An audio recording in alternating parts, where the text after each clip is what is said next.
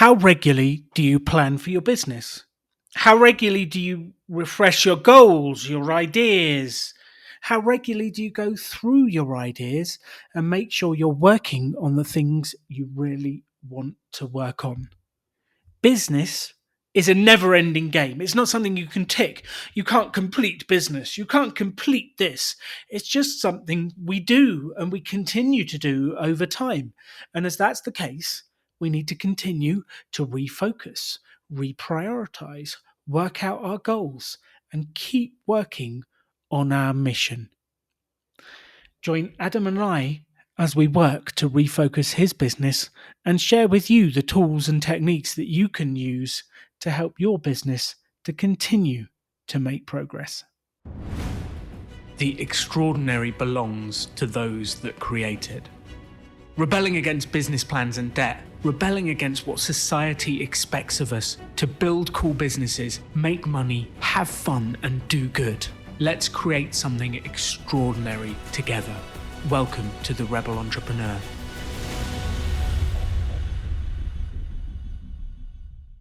Welcome to the Rebel Entrepreneur Coaching Series.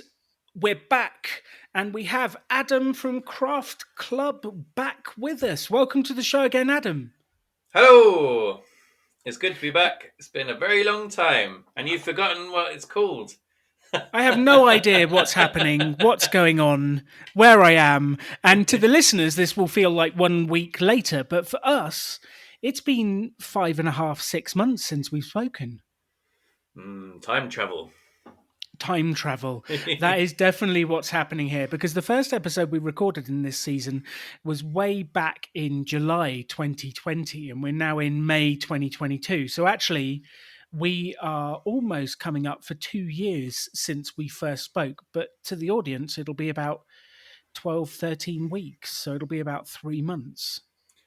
It's amazing how the world's changed in that time. It really has, because when we first speak, you were launching the business in lockdown, all sorts of stuff was happening. It was really fascinating. And then a big part of the series was about Christmas, the build up to Christmas.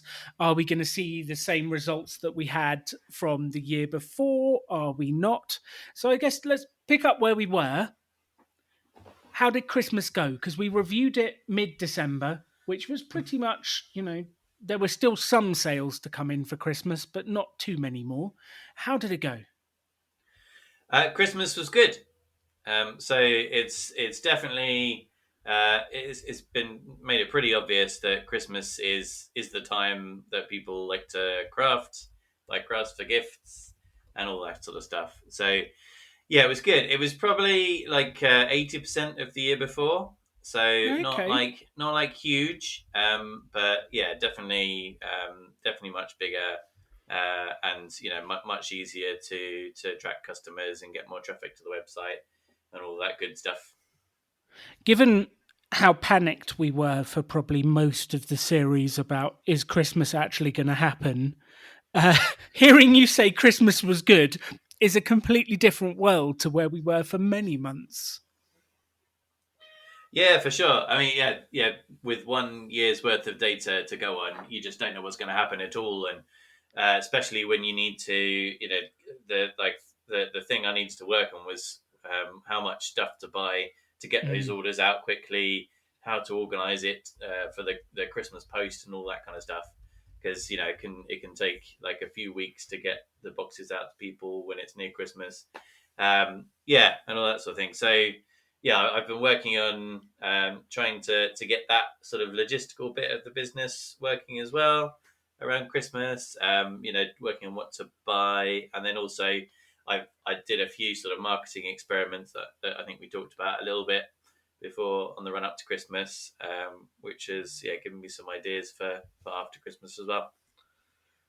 So, talking of Christmas leftovers, how was the stock planning for Christmas? Did you see what I did there? I see. Very clever. Very clever. I love Christmas leftovers. Me too. One of my favorite. My mind's going back to it. Yeah, it's brilliant. Yeah, so it was all right. I do have quite a few extra bits of star kit left over, um, but it was, it was a case of buying a little bit extra to be able to cope with potential orders if they happened, but in a way that it wasn't a complete disaster, for the business if I was left over with some. So yeah, I've got some extra stock which I'd rather not have, um, but yeah, not absolutely loads, and it tended to be the things that were harder to get, but were also a bit cheaper. Um, so yeah, it worked out okay. I'd like to have sold like double what I did really, and I probably could have coped with that, but yeah, didn't quite get there. No. So you had some doubts towards the end of the year. Like, is Craft Box Club going anywhere? Am I going to still run it? What am I doing? How do you feel about your business right now? Yeah, so the way that I'm feeling at the moment is that I've got this kind of 2 to 3 year plan, and I still want to work towards having it as a main thing, but at the moment it just isn't. Um, and so I think the sort of the big question that we're asking last time was, am I going to continue? And the answer to that is I'd really like to continue it, but with that like a longer term view to where I'm going to take this in the future, rather than it having to be, absolutely perfect and firing all cylinders right now. Well, That that makes any gives you a sense. lovely. It does. It gives you a lovely time frame because I think my biggest mistake when I was younger with goals was I would set a goal to earn 100 grand this year. And then by about April, I would have earned 10 and be thinking, this is rubbish. I'm never going to make it. I get demotivated and it becomes a self fulfilling prophecy of not hitting the targets. Whereas actually, if I thought about it over a decade, it would have been a completely different game. And I would have been thinking, okay, so let's just slow and steady work on the next bit, keep adding it. And you have a different perspective and a different energy. And I think if you've got a plan for 2 to 3 years, then we just need to work through what are you going to add in each year to be able to improve the business, get to the next level, increase the income, work on all those different pieces. So I think that sounds like a lovely way to slowly build it. And you have a job that you're working in. I ought to check. Do you still have a job? Have you been fired? I've not been fired yet. So, Yay! yeah, so it's good. No, they're pretty keen. So yeah, I've started a new place at the beginning of this year, um, and yeah, so that's taking up a bit more time than the previous contract did, which is taking a little bit of time away from Craftbox Club at the moment. But as we've been sort of sending a few messages, that's all kind of building and taking me in the right direction a bit more broadly, but just a bit of time away from this business, unfortunately. So tell us what your broader goals are. Yeah, so I've got a lovely metaphor, which ties into a bit of news. It's about the like planting trees to watch the forest grow, kind of thing. And I'm doing that literally and figuratively at the moment. And so part of Craftbots Club, we subscriptions go towards funding um, planting trees in Reading, and we've just planted our first tree, which is very exciting. Um, yeah, so we've got the start of our little Reading forest, urban forest, going. Congratulations. So I'm hoping that you know literal forest is going to grow at the same time as Craftbots Club over the years, and yeah, no, that'd be pretty cool. Yeah, so the plan is for the next kind of like 2 or 3 years, is to be partially financially independent by the end of 2 or 3 years, and then be able to then I've got this sort of target for Craftbox Club to be able to kind of fill in the gap between, so financial independence will allow me to be able to have to earn less. So it's like, I feel like it's like an achievable amount for Craftbox Club to provide that gap. Does that make any sense? I feel like that was very garbled. Um, do you want to translate? Let me try and translate, because Yeah. I think it's actually a very interesting subject, the interplay between financial independence and entrepreneurship. And financial independence is built from the 4% guideline. So if you want to live off 40,000 a year, you need 1 million saved and invested, which sounds like a lot. And it is a lot, but with the power of compounding, it's possible. The fascinating thing is, if you could get a side hustle that you actually love doing and would want to do in retirement to earn you 10 grand a year profit, you can reduce that target by 250,000, which is huge. And if you can get a side hustle that earns you 20 grand a year profit, you can half the target on the FI side. And I think that interplay between the two is really quite interesting, because one of the biggest misconceptions about financial independence, retire early, is that you have to retire early. And there was for some time, talk of the retirement police going around going, you've said you're FI, but you're still working. Why are you doing that? And actually the realization is that you need meaningful work, you need purpose, you need these things in retirement. If Craftbox Club gives you that kind of helping the environment, planting forests, working with customers, creativity, self-expression, if it gives you all that and it gives you in a reasonable amount of time, then why not do it in retirement? Because you actually, you need something to do. You can't just sit on a rocking chair on the porch for your entire week. You will go stir crazy. I've definitely, in talking to people about this idea, I've definitely had people go, "What will you do? But what will you do with your time? How can you're so young? What are you going to be doing with your life if you don't have to work?" And I go, what I want to do. That's the plan. I always look at those people who say, "What are you going to do in retirement?" and go, do you really have that little imagination that you can't come up with stuff that would be fun? I have a list the length of 10 pages that I can't get to because I have too many fun projects. And I feel like any one of my projects is a lifetime project as it is. And I want to have time to go to Disney World and be free and build Lego and hang out and eat too many almond croissants in the cafe and all of that stuff. There's so much cool stuff to do. It's just finding the time to fit it all in. Yeah, that's it. So, but part of this plan is moving house, which I keep banging on to you about. It's not quite happening yet, but I've managed to get to like a 50% savings rate at the moment, and then moving house will take me to 70%. Which means that I can do this a lot quicker.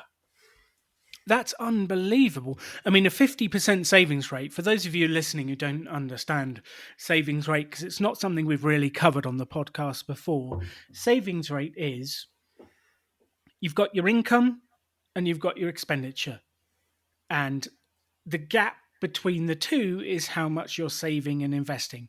So if you can earn 4,000 a month and only spend 2,000, your savings rate is 50%, because half of it you can put away into investments and save for the future. And your savings rate, why that number is important, is because that number directly predicts, if you were starting from scratch, how long your working career or working life will be before you reach financial independence. And it's a very interesting way to look at it. Katie and I love to track that figure. We absolutely love to track that figure. And even in retirement, we shouldn't be looking at it, but like even in retirement, we're still saving money because some of the things we do produce income. And that's the interesting bit as well, is if you're someone who has got the get up and go and the drive to build a business and get to financial independence, you're probably still going to make money afterwards. I don't really know anyone who just like quits everything and never makes anything again.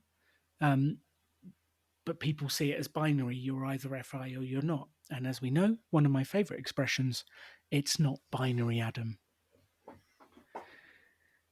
10001 100. So that's the goal.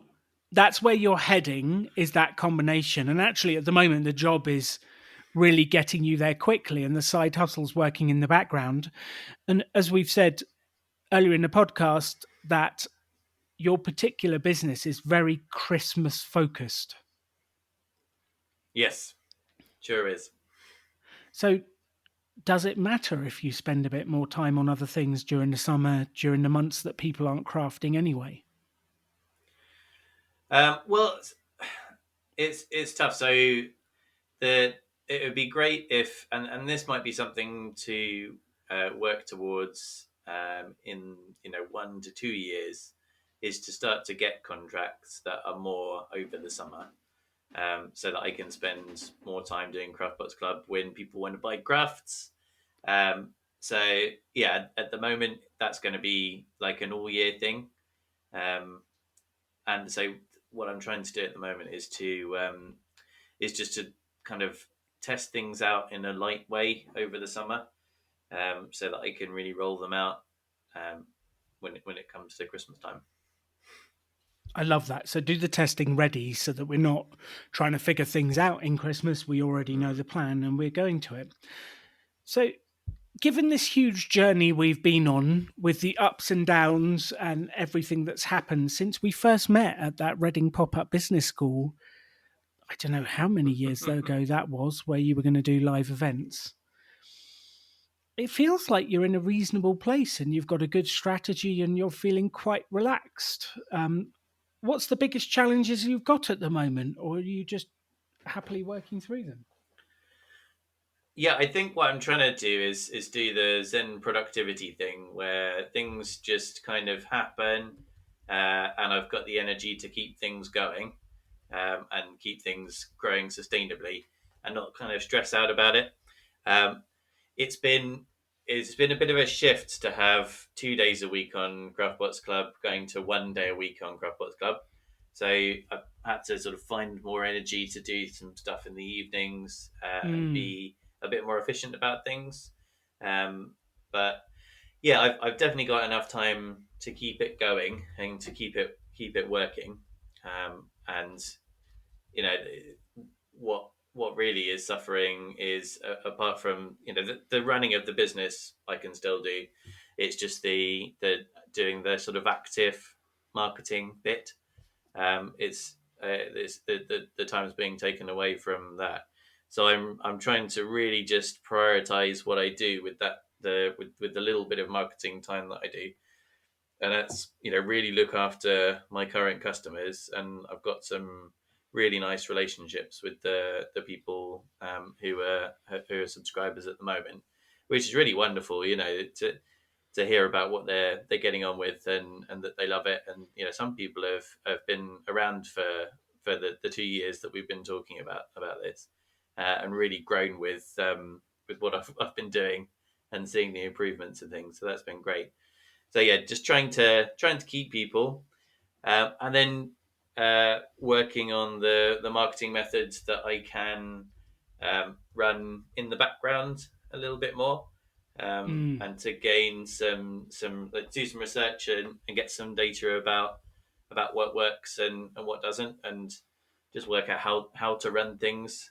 So I'm trying to spend a little bit of time and then a little bit of budget, but sustainably, so I can start, working out whether there's a signal from that data that I can go and use that when it gets to Christmas, and then eventually go much bigger on that when I when this is going to be my only thing that I'm working on, and my only income.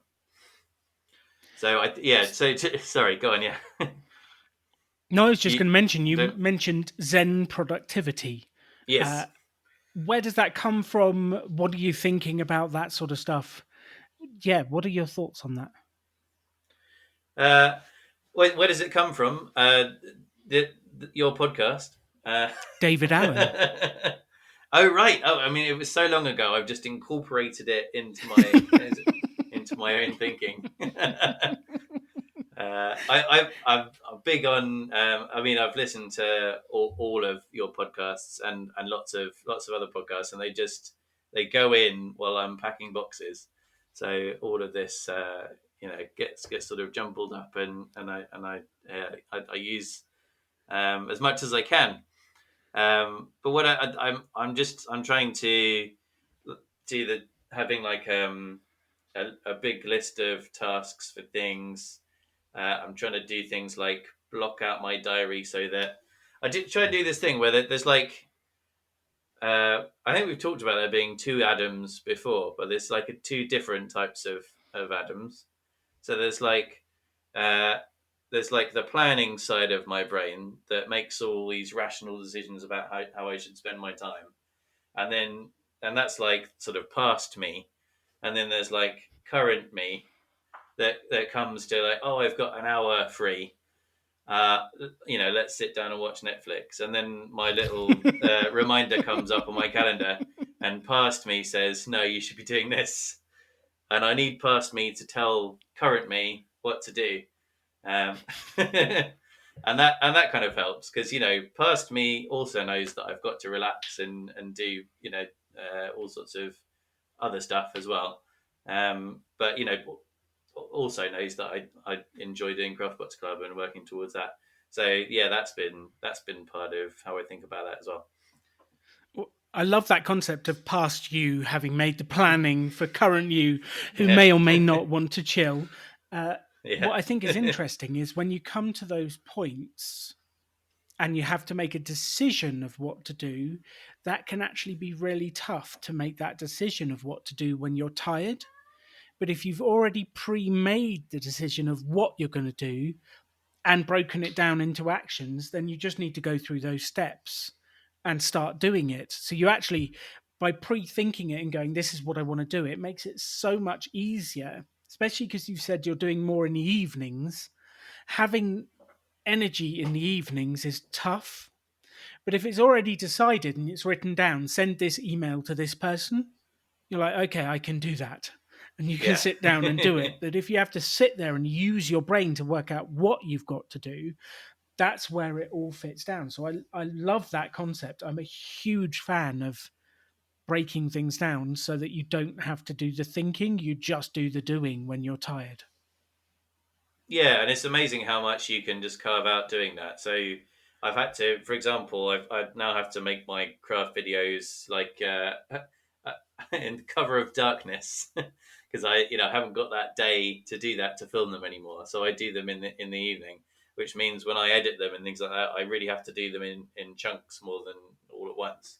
And I do just forget that it needs to be done really until the thing comes up, and I go, and it's actually a really nice thing to sit on the sofa with the laptop and edit some video, but it probably wouldn't have occurred to me at the time to do that. Yeah, so that is very handy. So, what are the biggest challenges you've got at the moment? What can we actually help you with today on the podcast? So I think it's thinking of things that I can do in little chunks, or things that I can run in an automated way in the background to make the use of the next 2 years, uh, so things that are going to help me at the end of the 2 years, um, that can kind of take me off the launch pad when I go full time on this. Uh, that makes any sense. So things like I'm running some Google ads at the moment just to see how that works, and then hopefully I'll build up some data to that I can use in the future. Yeah, little chunks of activity that will pay off in the long run. I think that would be good to to think through. So what I'm kind of hearing is you just want to steadily build the business, and it's what should I focus on? Because it sounds like you've got the ideas. It's just which one should you focus on first? Do you have the ideas? You've got all the ideas. You just, where are we focusing? Or is it, I need more ideas because what I'm doing is not moving the needle? Or where are you? Yeah, well, so I've had a few ideas which I've tested, and uh, that's basically stuff on the mailing list and Google Ads, which I've kind of got going at the moment. Um, the mailing list one's been quite interesting, but then yeah, it'd be great to have some more ideas, and maybe that's the wrong way of thinking about it. Doing a few little things. Maybe there's something else that I haven't really thought about that I need to be working on a little bit more. Um, yeah, to push things forward. That sales are down again, like the same as last year. So I need to work on sales. Getting more sales. All of this is just I need to get to that number of 500 subscribers over the year, and I kind of go up to about 250, 300, and then I come down to about 100. That's generally the way that things have been working. And with a couple of days a week at the moment, I think I can keep that going. But yeah, I need to sell more boxes, basically. That's the biggest problem. Need to sell more boxes. Well, it sounds like you've got a bit of data now and you know this is to be expected. You've got the summer drop off, you've got people going out and do things, and then it picks up again next year. And it sounds like that is the life cycle of a craft box business. It just sounds as though we need to increase the size of that. And you've got two aspects, as we always do with business. One is winning new customers, and two is reducing the number of customers that cancel. And keeping them. And those are the two pieces. The thoughts then are, which one do we focus on, or do we spend a couple of hours a week on each one, and what are the activities that we do it? And I don't know if you remember this, Adam, way, way back at the start of your series, we did an episode that was ideas for marketing your business. It was episode number 3 in the series, and it was brainstorming The scary one, of yeah. the different ideas. The scary one. Why was it scary? I had to come up with ideas quickly, and my brain wasn't fast enough. So I think you've got a minute of dead air at some point. That was in March 2021, so it was about 14 or 15 months ago. And actually, it's the same process. It's exactly the same process. So if I was to outline for you and everyone listening to this, the process, you only have so many hours a week that you can do things. That's it. We have to decide what are the actions we want to do in that, which at the very top level, we have to decide what is the goal. And I think you've got two goals. One is sell more boxes, and two is, as much as you can, keep subscribers coming back to you. And some of them might naturally drop off every summer and then come back in the autumn when it gets cold again. So you might not actually be losing customers. The same customers might come back at Christmas, do 6 months again. But I would say right at the very top, you've got your two goals. Then we do the post-it note exercise of coming up with every possible thing we could do to build towards those goals. And I would be going on websites and looking up what are 20 ways to market my business. Or I'd go into the episode that we did on how many ways. Simon and I think, did 10 free ways to market your business, and then this and that. And I would be writing up those ideas. Then I would be evaluating them against time, effort, and cost. as to what I would actually do with my time to move towards those goals. And then I would pick the top 2 or 3 I'm going to focus on because my time is limited. And then I would park all of the rest of the ideas on someday maybe. And it's a constant come up with ideas, work out where to focus, implement, get feedback, and then see if we want to change or not. And that's basically the entire of business.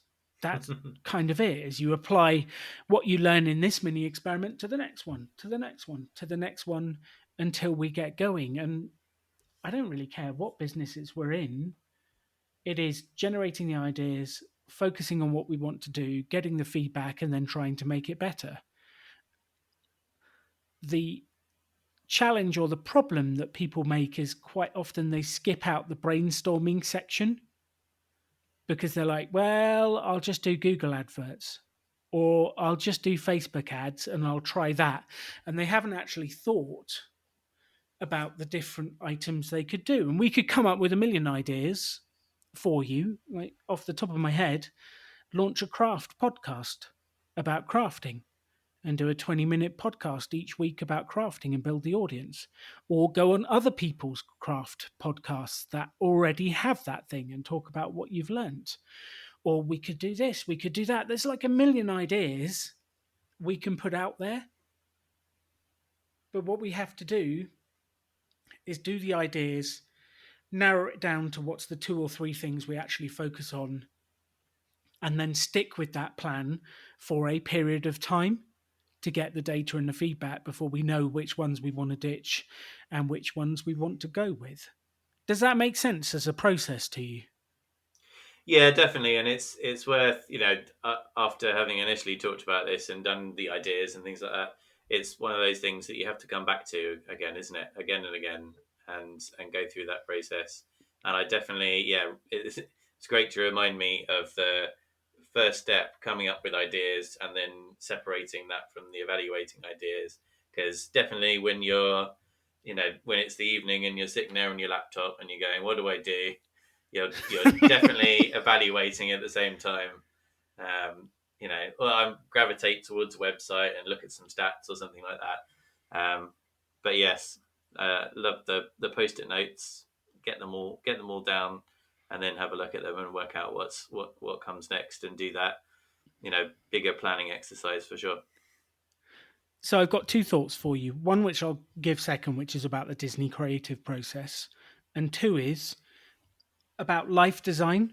This is exactly what I have to do with my life, because you come up with lots of ideas that you want to do with life and you do a load of stuff and you make progress. Then you get to the stage of like, oh, I've lost motivation. I'm tired. Like, I'm not enjoying this. I'm not enjoying that. And you lose that energy.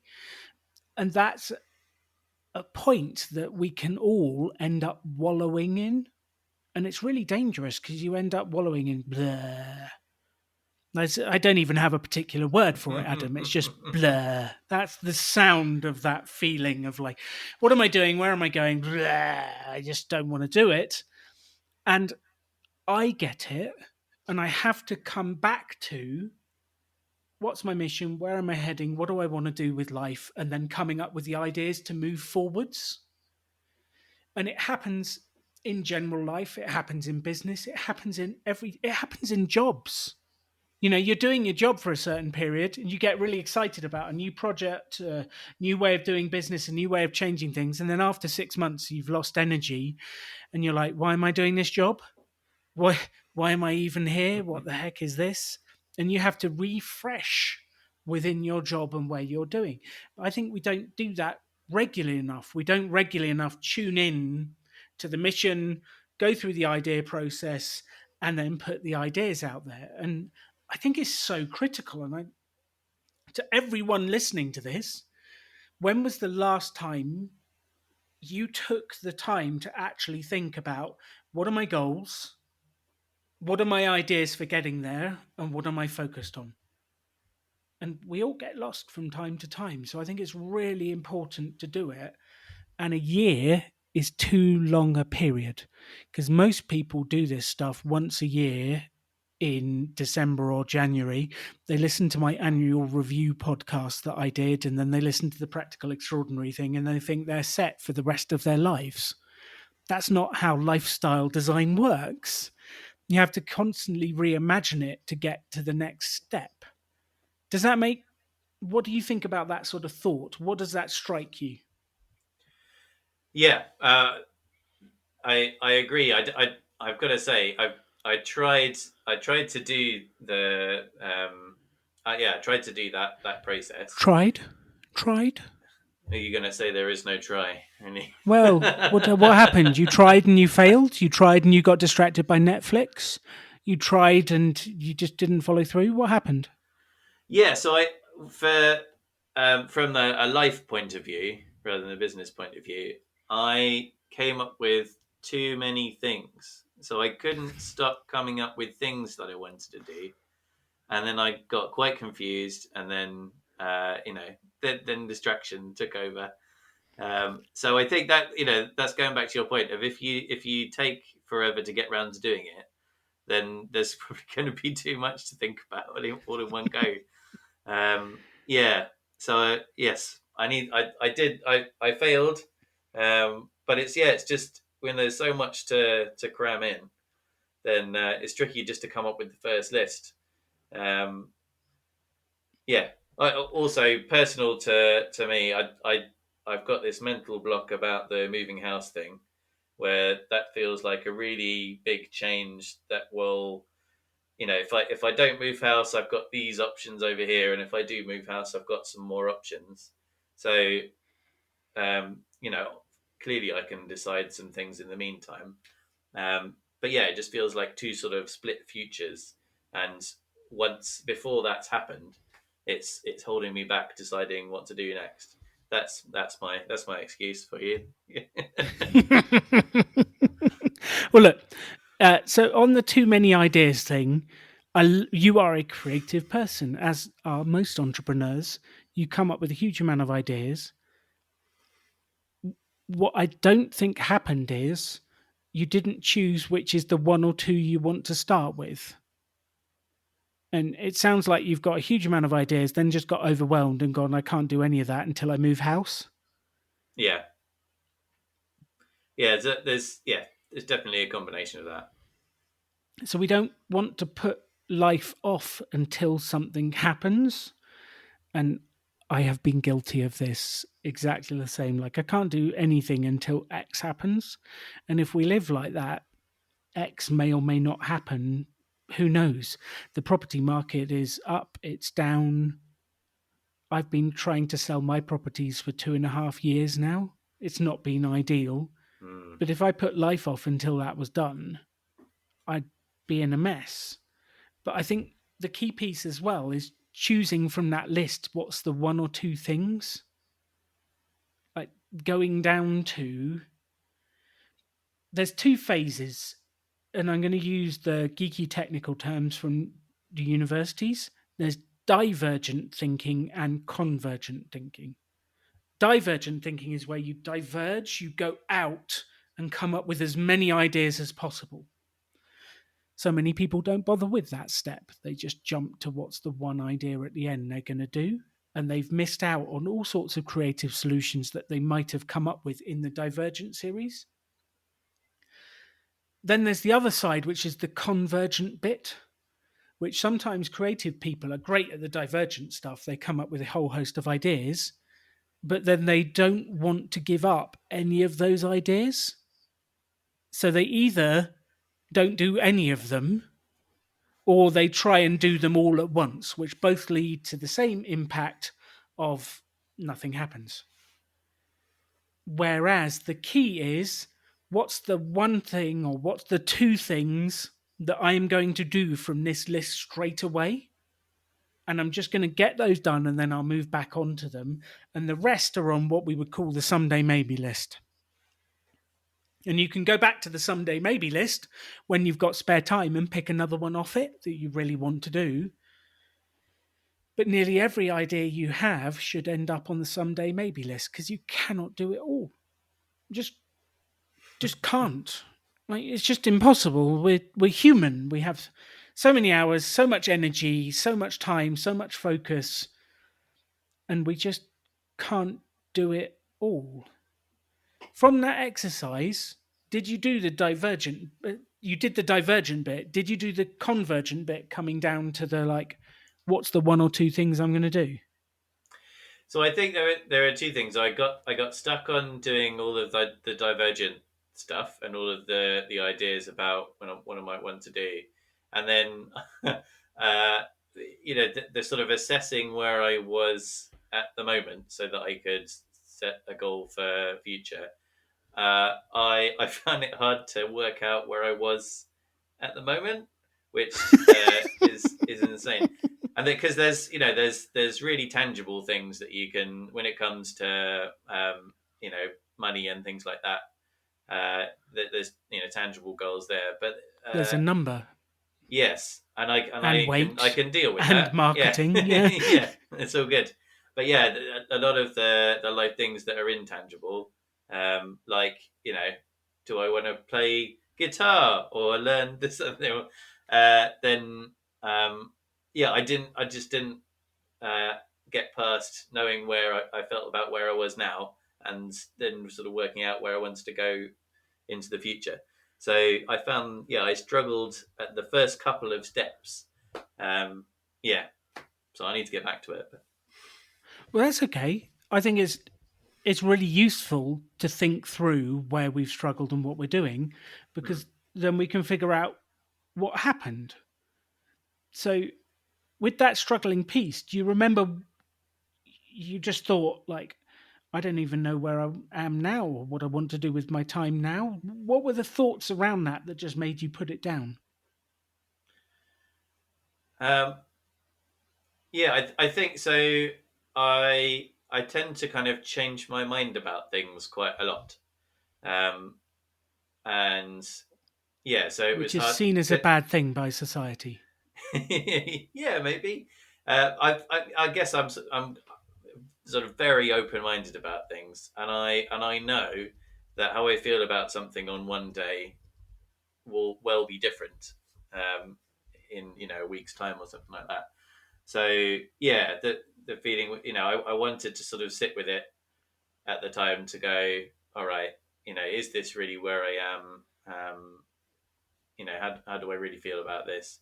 So I guess coming back to it will help make some of those things a bit more concrete. Um, yeah. Which is why it's not a one off process.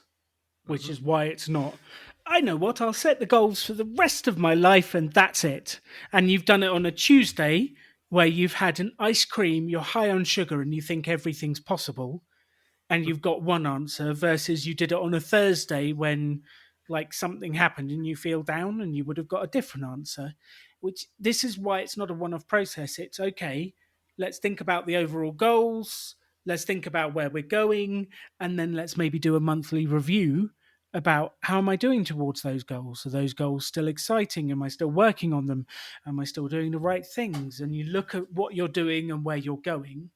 And Katie and I are just going through this process again for ourselves, and we have sort of a I don't know, for want of a better term, key projects, key focuses, and we have a little thing that's like Rebel Finance School. That's a key project. Rebel Entrepreneur. Most of my projects are called Rebel. I've realised Rebel Yeah. Entrepreneur. That's a key focus. Selling the apartments. That's a key focus. Actually, selling the apartments is a key focus, but there's not a lot I do other than I've got an estate agent that markets it and I wait for stuff to happen. Yeah. So you know how I feel about waiting, but that's another story. Oh, And then I've same. got Chautauqua, the financial independence retreat, and I've got that on there and that project. But I've just got my key projects, and then I look at them going, are these still exciting? Do they need stuff to move on? Where am I going? And every time I look at them, I go, oh, I need to do this, this, and this. And it inspires me to do the next step. But I think it can be something as simple as that you've got there. And, maybe you've got Craftbox Club is probably too broad. Maybe you've got winning new customers for Craftbox Club. You've got Yeah. keeping Yeah. customers. So I have got these when I did this, and when I've done processes before, I've got all the tabs in OneNote. So I've got things like I've got financial independence, and I've got get more sales from mailing list, increase Google ranking, more sales from Facebook, insurance work, kit creation, social media, staying fit, friends and family. Yeah, all sorts of things on there. So I'm at least tracking where I'm half doing something. I love that. How often do you look at that stuff? Well, some of them like every couple of days, because I've got like in the same place I've got like a customer checklist thing. But I've got when I've got have ideas for kits, I'll put them in the kit creation thing. So I've got a list of like 15 kits Love that. um, up ahead and things like that. And then I've just started doing guitar lessons, so I've got like a guitar one, so I'm going into that as well. Um, yeah, so yeah, some of them all the time, and others, every few months. And that's normal life. That's how it is. It sounds like you're doing a lot of this. When you say you tried to do the process, it sounds like you have done it and it has given you focus and you are doing things. It sounds like it's working, but for some reason you're being hard on yourself, Adam. I think if you looked at it would just be it uh, there's yeah. So what I'm doing is probably like a half job of a lot of the good stuff, which is still something. But It's better than nothing. I just don't feel like I've gone like all the way to the end of any of those things. Yeah, because things get in the way. But I've probably done something productive in that direction at least. Can you ever go all the way to the end of learn the guitar? No. Can you ever go all the way to the end of win new customers? No, no, Because absolutely. otherwise you'd have to win every human being on the planet and you'd be shipping 7 billion boxes each month. Like, you cannot win any of these games, Adam. There is more to do than can ever be done. You cannot win learn the guitar. You cannot win build a business. It's just not a thing. What's the only thing you can hope for? Progress? That's it. All you can hope for is I'm making progress on the things that matter for me. I feel like I'm making progress. I'm doing things. I'm excited. I feel like I'm doing what I need to be doing and I'm making progress. That's it. That's all you can hope for. What what do you need to be happy, Adam? Do you need to have sold to everyone in the world? No. No, I'm doing all right on the happiness front. But does that kind of make sense to you? Oh yeah, yeah, absolutely. I think I was just trying to say that as a process, I've never been like, oh, that's that. There's this month. Okay, I've done the planning for this month. Happy with that. All done. But I probably have done that the full process for bits and pieces at a time. So yeah, Can you ever get to that's the good. end of I have planned my entire life? No, but like a month, uh, a month at a time or something. But by the But time I would have done it, the month would even be that, over. things will change. Stuff Yeah. happens. Life changes. Your energy goes up and down. Like, I think you're doing a phenomenal job. And I'm probably speaking to half of the people on the podcast. You are doing a phenomenal job. Just keep going.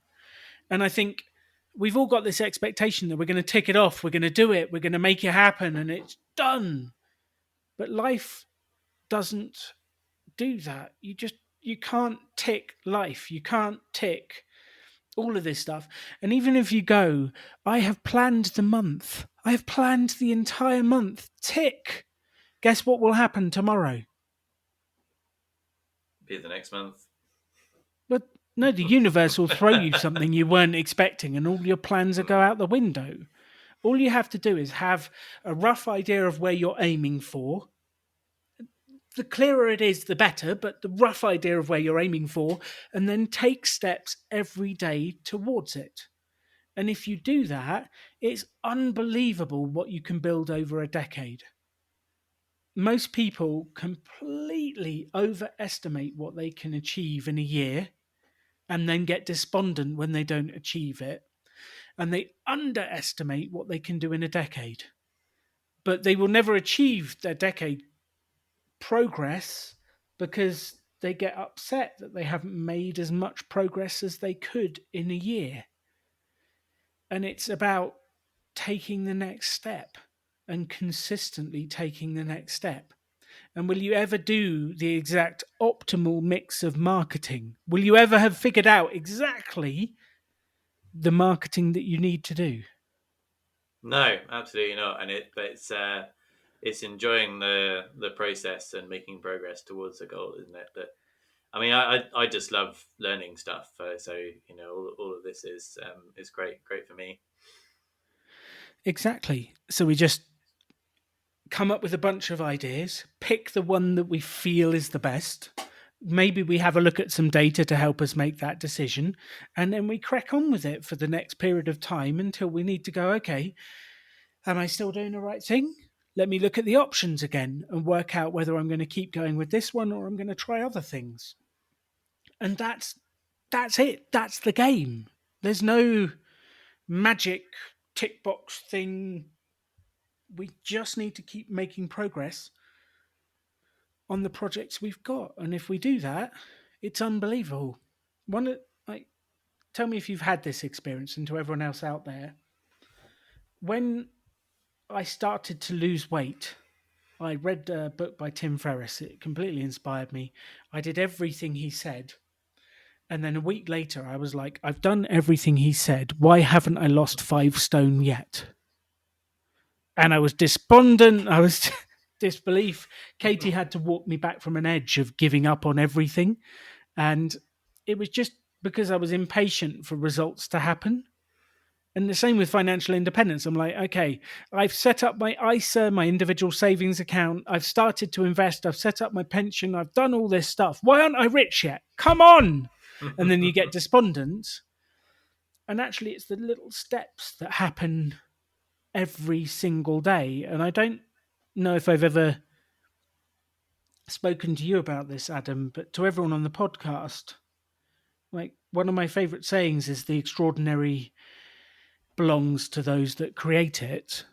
And my realization is the extraordinary is built out of mundane actions that happen every day. It's not some crazy thing that happens. It is financial independence is built out of saving each day. Building a business is built out of doing a small action towards it each day. And it doesn't feel mega at the time. It's just taking those small actions. But sometimes it doesn't feel like we're making the progress we want to make because we're just sending an email or making a phone call or posting a box. And that's not delivering to the level that we think we should be, but that's what it is. That's the game. The small actions every day that move us towards where we want to go. And the more of those small actions we take, the faster our progress makes. It's a good thought. No, it's something that I'm getting increasingly comfortable with. Is looking at this as a long term thing, and I think at least having shown some progress, because that first kind of 6 months where that there's nothing registering on the dial whatsoever. That's the really tough part to get through, Disheartening. Yeah. where you're going, you are making progress because you're learning and you're getting your name out there and things like that. But it doesn't show for anything at all, so you can't show progress. But at least I've got some evidence now that putting in the work gets you something. It's not where it's not the target yet. Um, but I know that some of the things that I'm doing are working, and I also know that I love doing this, and I love I've been able to stick with it for that amount of time, and still love doing it, which is something that's really important to have learned over the long term, because it's I could easily have just chuck this in. Um, I could have put this down quite easily, but it's something that it just feels right to keep going back to. Um, and then that long term approach really connects in nicely with the financial independence point of view as well. And I think once I got that kind of the processes for that set up and that thinking in there as well, that's really helped on the business side as well. Um, so yeah, it's a really nice package for the long term planning. So I think we've come to the part of the podcast, Adam, where I'm going to ask you what you're going to do next. Based on all of our chat, ideas, thoughts, where you are, what do you think you need to focus on? What's the first step? Where are you going next? So things that I'm going to test out in the next few months is the marketing thing. So particularly mailing list, which we haven't talked about a lot, but I've seen some real interesting things over the last couple of weeks from the work that I've been doing on that. Awesome. The reason I did the mailing lists was because somebody told me that the key to getting the Facebook marketing actually paying off was being able to capture customers once they got to the website and then converting them later on rather than expecting them to convert straight away from Facebook. So Facebook might be the next thing to get into as an idea. But yeah, based on what we've talked about, rather than just going straight for that, which is like the top of my mind thing, I think it's worth doing the post-it note exercise and coming up with loads of ideas and then going through and assessing them and coming up with a few winners, especially at this time of year where I've got a lot of time to prepare before Christmas. It seems like a great time to do that in particular. Um, so that's the next thing to do. Go and generate some ideas and work out what I'm going to focus on for the next few months. I love that. That's perfect. If you can draft in a friend or two for the post-it note exercise to do it together, that will make it more fun. And just to give you a frame for choosing, Simon, my business partner, likes to use, okay, when you're picking from these ideas, what's the no-brainer? What's the thing we should absolutely do that? That's the no-brainer. And then you look at all the post-it note ideas and go, that's the one. Then you go, what's the wild card? What's the like slightly out of the box, slightly crazy, but you never know. It might just like make us go to the moon if we do this. What's the wild card idea? Then we've got the no-brainer. We've got the wild card idea. And then maybe you could add in what's the moonshot? Like, what's the thing? You know, that idea of like, if you aim for the moon, you might end up in the clouds. What's the one big thing? And then last but not least, what's the basics? From all of these ideas, what's the basics? And that sounds bad because people go, oh, it's just the basics. But actually, what I've realized over the years is doing the basics is where it's at.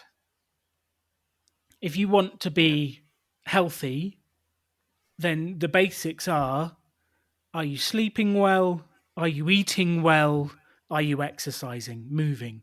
And if you do those basics well, you'll be in pretty good shape.